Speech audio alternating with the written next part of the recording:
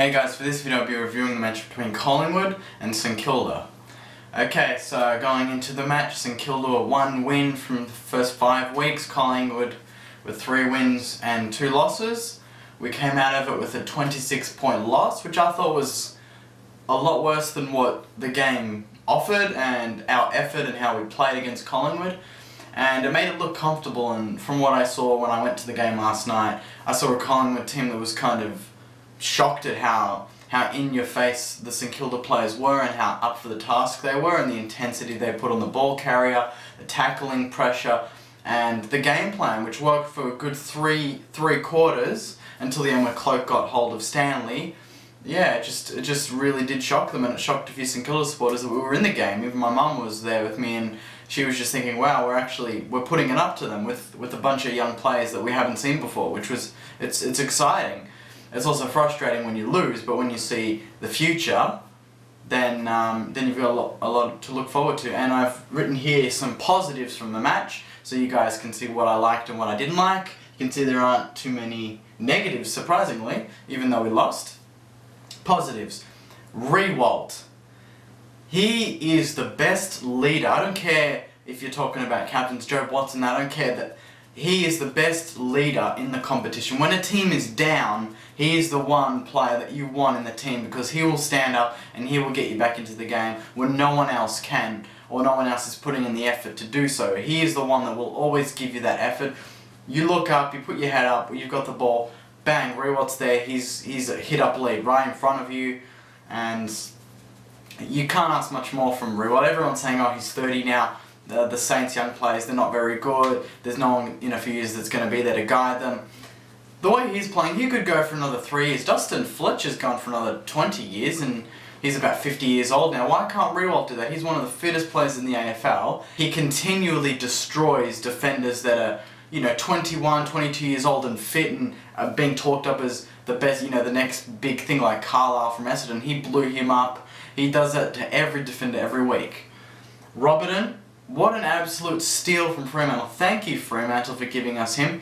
He's good on his right side, he's good on his left side. He did an unbelievable pass last night, and his speed and his intensity towards the ball, and he's so courageous, going for the ball, and he plays his man perfectly. He doesn't worry about them too much, but when he's close, he uses his body well, and he's done nothing wrong. And I'd say that he's second in the best and fairest, behind Riewoldt at the moment, after the first 6 weeks, which is a great effort for a first-year player from his first season at St Kilda. The next one is Nathan Wright. Again, a very good first year for him. Came into the side, and he's really not looked back. He's given us a bit of dash and some stability in the backline that we've lost from having Gould out. Dempster's been out a few weeks, who played last night, and losing Graham. Geary, he's probably going to be captain in a few years if McAvoy isn't, because he's the general in that backline now. I'm good to see that last night I think he played more in the midfield, because his foot skills are very good. He is very good overhead, and he's got a massive tank on him. He never gets tired, and he's always going for the ball. He plays a lot bigger than his size suggests. Like a Farron Ray, who's very good above his head as well. I'm surprised that Farron Ray hasn't been playing this year, because he's very good as well, so hopefully he comes back into the team. Stephen is going to be a future superstar if he's not already. He's going to be one of those A-grade midfielders that we've got. So him and Armitage, who is another very good player, those two are going to be the guys leading the midfield in a few years. The Lenny Hayes, after the Lenny Hayes retires and Del Santo's probably gone, and those sort of players leave, those two are the ones that are going to have to stand up, with McAvoy as well. And young Ross here, Montagna had another very good game, but Sebastian Ross, cousin of Joe Watson, I think, he had 16 disposals, he had about 9 contested. His left foot is very good. He is going to be a great player. I can't wait to see how well he goes in the next few years, because from what he sees, it's like the game slows down for him when he gets the ball ready. I know I might be over-exaggerating a little bit, but he reminds me of a younger Del Santo, and Del Santo showed glimpses of that class. The fact that when he gets the ball, he is composed, he doesn't rush. Even though sometimes he's so calm that he gets tackled, he doesn't just handball it, and he's not scared to take the game on. Sipos didn't have a big night, he kicked 2 goals 3, but with that right foot that he's got, it offered so much more than when we had Dennis Lane against Sydney. When we had Dennis Lane against Sydney, the tactic was get Dennis Lane to, I was going to draw it, get Dennis Lane, there's the field, there's our forward 50, goals here, whatever, 4 goal post there. Okay, so we wanted Dennis Lane to come out here, okay, against Sydney, take the defender out. A lot of players were trying to do this, and to get Riewoldt here to expose the space, so it was Riewoldt one-on-one, easy chip across here to get Riewoldt. We couldn't do that against Sydney because Dennis Lane wasn't dangerous enough, and Sydney knew this because he played for Sydney. When we had Sipos did exactly the same thing, but he drew the Collingwood defender out of the forward 50 because the Collingwood players knew, and obviously they've done a bit of research on Sipos, that if Sipos gets the ball from within 60 metres, he is dangerous. He can take the distance. He can go the distance easily. And he kicked a good goal in the last quarter, I think, from about 55 without any stress. So that really was a big advantage, having him in the side of a Dennis Lane, because he's more dangerous, he's bigger, he takes the game on more, and he offers his strong contest. I loved the way we were kicking the ball out of the back line. That was very good. Our foot skills are they're getting better each week. And that was one thing that I noticed with Stanley. He's a huge kick. I don't know if anyone else has noticed this, but he's a massive kick. He just kicks the ball out. Everyone kind of rushes in here, into this area, so it's very congested. And then there's just a one-on-one out here, and we just kind of bullock it out here. And Stanley with this kick just goes out here, and it creates all this space going forward here, because it's all vacant. Everyone's kind of gone in here, which leaves, you know, Sards and the Riewolds to come crashing in here, run here, and we just go across the boundary. Similar to what Collingwood did with Malthouse. They go along the boundary, then bring it back in, where everyone's kind of rushing forward on this side. So I liked what we did. I'm not sure if that's what we were intending to do for the rest of the season, or it was just a simple tactic because Waters knew.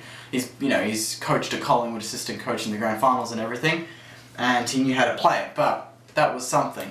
Those are my positives. Negatives now. Cozzy shouldn't play. I'm not sure for how long, but we've got a young lad called Tom Hickey and another superstar in the making called Spencer White. Now, I'm pretty sure that two of those guys, those two could probably have a bit more input than a Cozzy, and especially Ben McAvoy. They had Jolly in there, they had the young Wits, and Quinton Lynch pinch-hitting in ruck last night. McAvoy basically had to do it on his own. Cozzy went in, Riewoldt even had a go, you know, in the forward line just to third man up, but it wasn't enough. And McAvoy is a very good ruckman, but he can't take on 3 or 4 players. It's just unfair on him. And Del Santo, he should go back into the seconds. I know I'm not being harsh actually, because everyone's saying that. I'm not being harsh. He is not putting in the effort that all these guys here and everyone else is putting in. They're all busting themselves. And when Del Santo gets the ball, I saw it last night, he was just handballing. He had no composure about himself. He didn't look like he wanted to be there. And during the week, Scott Waters issued, you know, a task for him. I'm asking Milne and Del Santo to go out and to do it for the team, to put on the pressure, to lead the team. Del Santo wasn't led. He was led by the likes of Ross, Stephen Armitage, Wright, Robertson.